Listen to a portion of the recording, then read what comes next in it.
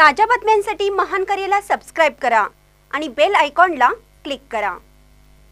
उद्या आमची शेवटची निवडणूक म्हणून मत मागण्यासाठी येतील, कोणीही भावनिक होऊ नका। अजित पवार। उपमुख्यमंत्री अजित पवार बारामतीकर यांना मी सांगेल त्याला मतदान करा आणि खासदारकीला सुद्धा सांगेल त्याला मतदान करा। बारामतीला देशातील कोटी रुपयांचे बक्षीस मिळवायचे आहे। बारामतीकरांच्यामुळे खूप शब्दाला किंमत आली आहे। एका कंपनीने 1 कोटी झाडे लावायला, खड्डे खंदायला आणि ठिबक करायला दिले। आजपर्यंत वरिष्ठ यांचं ऐकलं, आता माझं ऐका। मोदी आणि माझे संबंध चांगले, त्यामुळे माझ्या विचाराचा खासदार द्या, अशी बारामतीकर यांना साथ घातली आहे। कॉन्ट्रॅक्टरला सांगितलेलं आज पण काही गोष्टी आपण करतोय त्या पद्धतीनं मी खूप काही तुमच्या सगळ्यांच्या आशीर्वादाच्या जोरावर, तुमच्या सगळ्यांच्या भरभक्कम पाठिंब्याच्या जोरावर त्या बाबतीमध्ये माझी कामं चाललेली आहे। आता अनेकांना, मला काही लोकांची तर गंमत वाटते की त्यांना अक्षरशः पोपटराव उपाध्यक्ष मी केलं, अध्यक्ष मी केलं। सहयोगमध्ये करोडो रुपयाची जागा नाममात्र दराने त्या ठिकाणी दिली, कधी कुठलीही अडचण येऊन दिली नाही। आणि आता काय मनात आलंय कुणाला माहितीये, त्यांचं जोरात काम चाललेलं।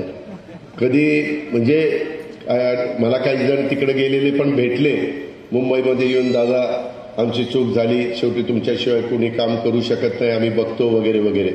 काहींना तर इतकी पंचायत आहे की आज गणेशला ओळख करून दिली तर महिन्याने गणेश गेला तर तू कोण आहे, अशा पद्धतीची काहींची परिस्थिती।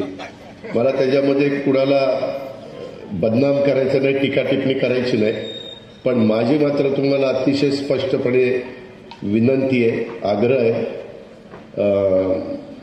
उद्याच्या लोकसभेची निवडणूक आधी येणार आहे, नंतर विधानसभेची निवडणूक येणार आहे। त्याच्यामुळं लोकसभेच्या निवडणुकीच्या निमित्तानं जर तुम्हाला मला पावती द्यायची असेल तर ही जी सगळी कामं चाललेली आहेत आणि बारामतीमध्ये जो बदल चाललेला आहे, आपल्या करा नदी, आपली नीरा नदी, आपली जनाई शिरसाई पुरंदर, त्याच्यामध्ये तर मी काय काय निर्णय घेतले, कुणालाही तशा पद्धतीचे निर्णय घेता आले नसते। अशा प्रकारचे निर्णय धाडसाने घेतले। शेवटी धाडस दाखवल्यावरच कामं होत असतात आणि त्या प्रकारे ती सगळी कामं केलेली आहेत।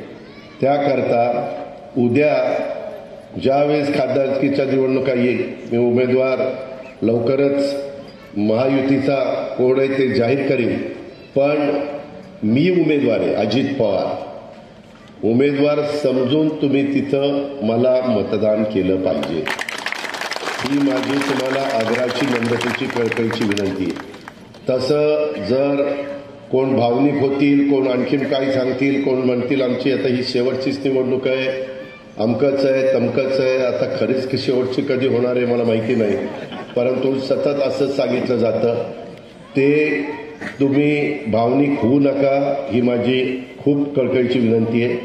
तुम्हाला ह्या कामाचं सातत्य टिकवायचं असेल आणि बारामतीचा नमस्कार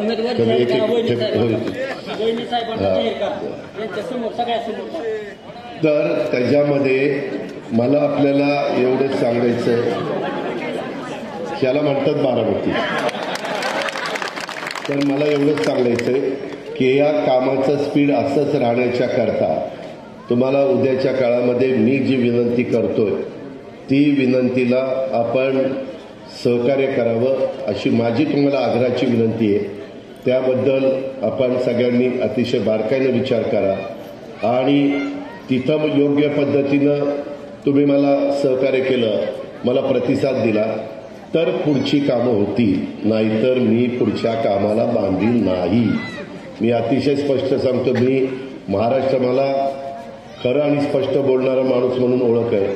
मला बाकीचे पण माझे उद्योग आहेत, ते जर मी एवढं सकाळपासून तिथं काम केलं तर मी विमानानं हेलिकॉप्टर घेऊन फिरून, मला काय असं सकाळी 6 वाजता उठून फिरण्याची पण गरज नाही। त्याच्यावर तुम्ही विचार करायचा आहे की आपलं उद्याचं सातत्य टिकलं पाहिजे, आपली अशाच पद्धतीनं प्रगती झाली पाहिजे, आपला असाच प्रकारचा विकास झाला पाहिजे, आपल्यामध्ये अशाच सुधारणा झाल्या पाहिजे ह्याच्यातूनच वेगवेगळ्या प्रकारचे रोजगार निर्माण झाले पाहिजेत.